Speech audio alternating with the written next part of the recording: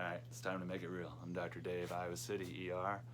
Let's reframe how we're viewing this thing. We're going to talk about 3 steps we can take that's going to make a big difference. But first, I want to try and reframe this a way that makes sense.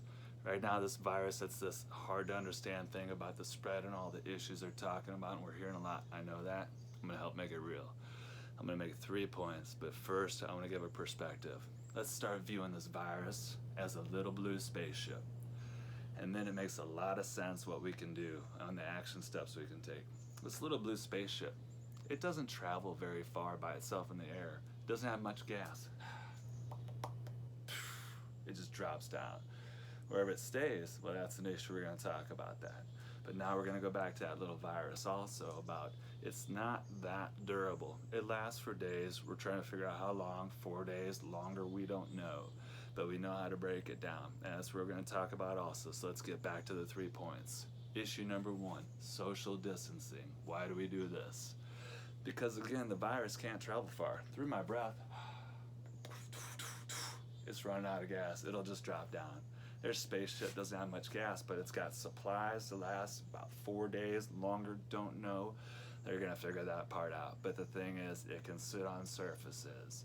So by social distancing, the main point there is we wanna stay home if we can, particularly if you have illness. By staying home, you can't catch it. It won't get into your house. It doesn't have the keys.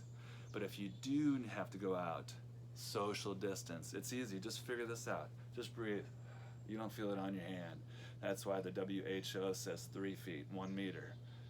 But we in America, we're saying 6 feet. And it makes sense because when you cough, you feel that on your hand.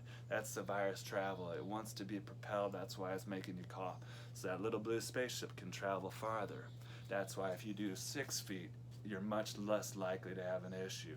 I want air bumps in Iowa from now on. I'm seeing people doing the elbow bump. You're getting right in each other's grill. You're touching each other. Knock it off. Air bumps. Air between you guys when you bump. Because we're getting a bump on our nose, so if you guys could air bump, this thing hurts, man, from wearing the mask. Don't like it. So just give me some air bumps to help us out too. Help yourself out, help your family out. So that's social distancing issue number 1. Stay home if you can. Quarantine yourself if you can. If you can't, if you have to go in a social situation, keep your distance. Don't touch each other. That's issue number 1, shutting this little spaceship down. No blue spaceships getting through there. So hygiene. What are they talking about? We hear this idea about washing your hands, and they're right. Huge difference. Happy birthday twice, 20 seconds, soap and water. Lather that sucker up, take the time, rinse it off. But what are we doing? And I'm watching it all the time. We wash our hands, then all of a sudden, boom, touch our shirt, get out our cell phone, whatever it is, back on our hand again. Because we did not attend to the cell phone, we didn't attend to those things, or we touched something. So that's part of the hygiene. So you gotta wash your hands a lot because you're getting it back on your hands a lot.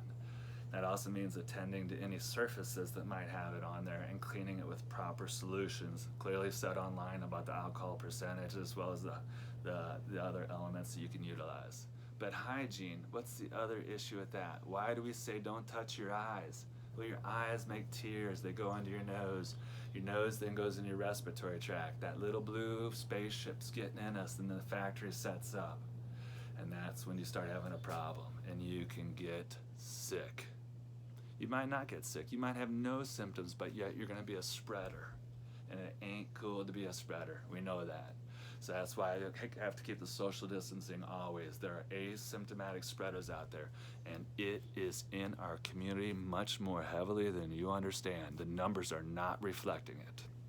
I understand the testing process. I see the illness.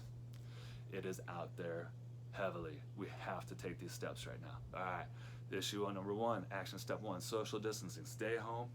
Keep the distance. 2, hygiene. Really pay attention. You go and you use your ATM, and then all of a sudden you touch your phone. You took your last person there, blue spaceship now on your phone. Pull your phone out, touch around, mess around, touch your eyes. It is in you. So we have to pay attention to this hygiene concept. What's issue number 3, action step? Illness.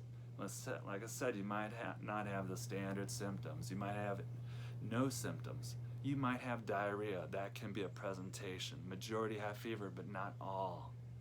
If you have a wink of a runny nose, a wink of a sore throat, or think, I wonder if I'm getting sick, immediately put yourself in isolation. Read online what that means. There's a lot of steps to understanding isolation versus quarantine. They are different. So we got 3 steps on how we're going to take care of this little blue spaceship so it's not getting inside of us. And that's how we stop the spread, because we're talking exponential growth, and that's where we're starting to head. We have to take steps now. This illness is not good. Healthcare systems are being overrun.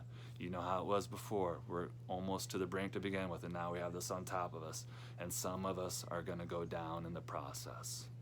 Some of us are going to get sick, and it's going to be hard to take care of you. So with those 3 steps, you guys are the front line, and we really appreciate that. I see tons of people coming together, helping us out, getting us supplies, doing these things, taking the steps to change the curve. And I want to say thank you to all of you, because you guys are the front line. We're here in the ER to help you out, and we really appreciate what you guys are doing so we can be there to help you. This is Dr. Dave. Appreciate what you're doing. Thank you.